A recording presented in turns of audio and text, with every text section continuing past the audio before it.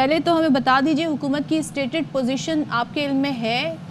ظاہر ہے آپ کہیں گے میں حکومت کا حصہ نہیں ہوں، لیکن کیا مذاکرات کے لیے سوچ رہی ہے؟ بیانات سے ہمیں نہیں لگ رہا، لیکن اس آپشن کو سوچنا چاہیے؟ تحریک انصاف جو مذاکرات کی بات کر رہی ہے، حکومت کو سوچنا چاہیے اس پہ؟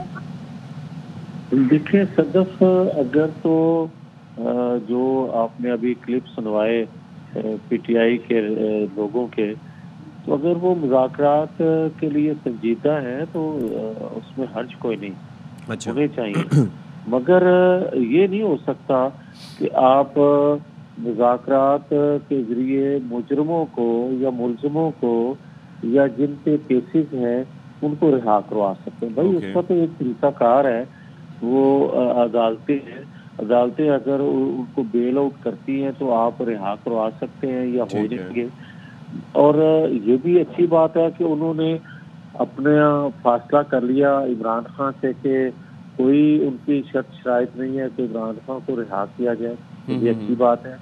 مگر یہ بات کوئی اگر کہے کہ جس طرح وہ کہا کرتے تھے کہ جن کے پاس پاور ہے ہمارے مذاکرات انہیں سے ہوں گے اور آپ لوگوں سے کیوں ہوں گے، یہ تو نہیں ہو سکتا کہ جن کے ساتھ آج مذاکرات کرنے کے لیے وہ تیار ہو رہے ہیں وہ اندر چلے جائیں اور اندر والوں کو باہر لے آئیں. یہ تو نہیں ہوگا. یہ تو جو مذاکرات کرے گا ان کی بھی سمجھ میں باتیں ہونی چاہیے. اچھا جاوید صاحب، مجھے یہ بتائیے گا کہ مذاکرات نارملی جب ہوتے ہیں کچھ لو اور کچھ دو کی بنیاد پر، یہاں پر آپ کو کیا ایکویشن بنتی ہوئی دکھائی دے رہی ہے؟ کیونکہ اس وقت تحریک انصاف بیک فٹ پر نظر آتی ہے. 24 نومبر کا معاملہ ہو، فیض حمید صاحب کے حوالے سے جو چارج شیٹ فریم ہوئی ہے وہ ہو، یہ سارے معاملات اپنی جگہ. تو گورنمنٹ کیوں کرنا چاہے گی مذاکرات پی ٹی آئی سے؟ نہیں دیکھیں، کوئی بھی حکومت وقت ہو، اگر اس وقت کی اپوزیشن جو ہوتی ہے اگر وہ مذاکرات کرنا چاہتی ہو تو حکومت وقت کو چاہیے کہ ان کو انگیج کریں.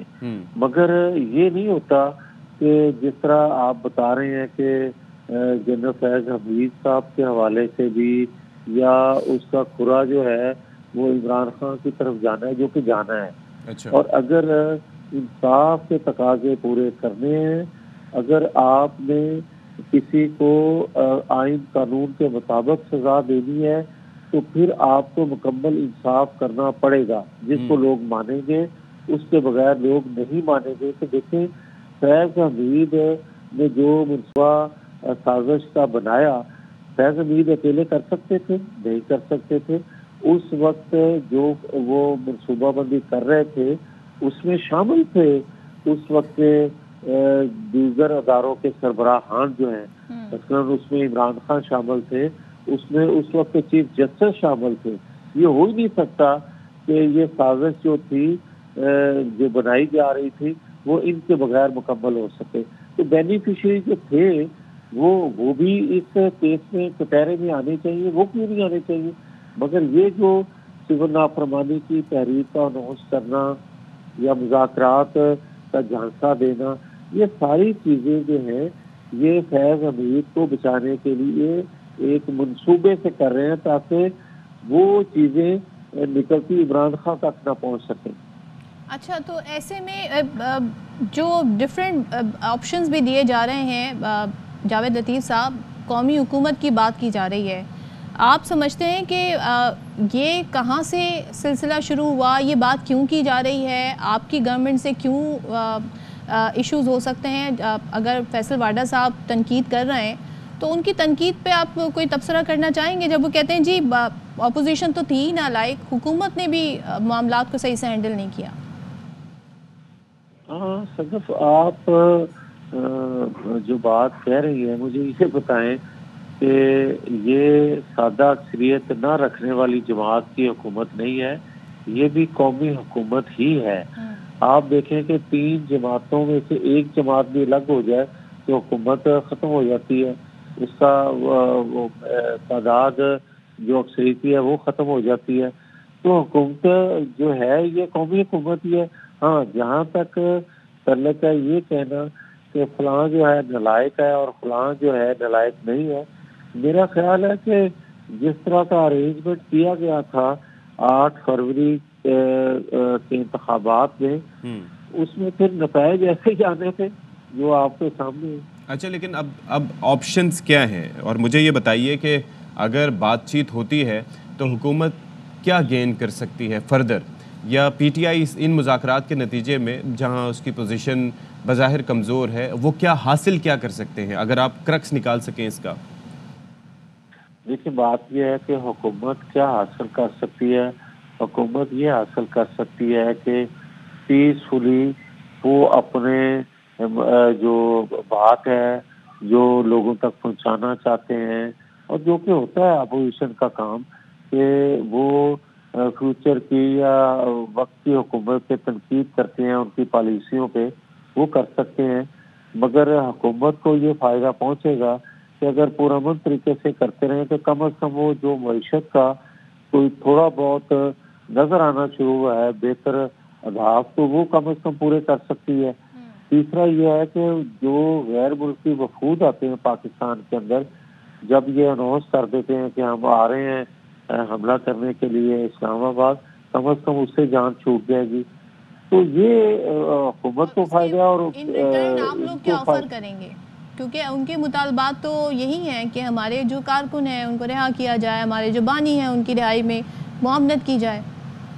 دیکھیں جو صدف غیر قانونی جو لوگ بغیر کسی جرم کے ہیں ان کو چھوٹنا چاہیے اور چھوڑنا چاہیے، مگر جو لوگ کسی کیس میں انوالو ہیں، جو کسی جرم کی پاداش میں گرفتار ہیں، ان کو حکومت وقت نہیں چھوڑ سکتی، اور نہ یہ ان کا مطالبہ میرا خیال اب ہوگا۔